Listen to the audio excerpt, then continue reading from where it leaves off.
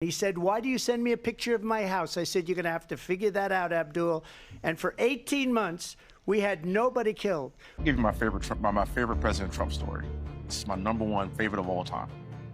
When we were negotiating with the Taliban, while President Trump was still the president, President Trump wanted to get out of Afghanistan, but he wanted a conditions-based withdrawal, meaning that you do what we tell you to do, and then we will start pulling troops back slowly as long as you abide by our rules.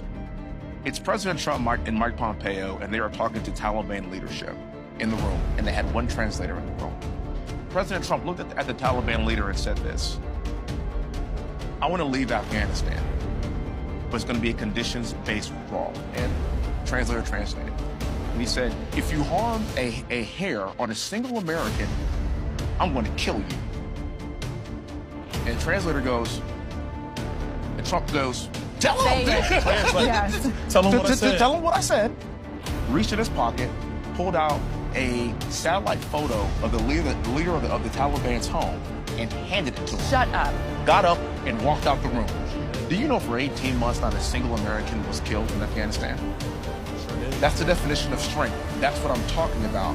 And so you can imagine that kind of sentiment being around the world. If we have an embassy in another country, no one's going to touch it, because they're going to be fearful that they'll get a Moab on their head. That's how President Trump rolls.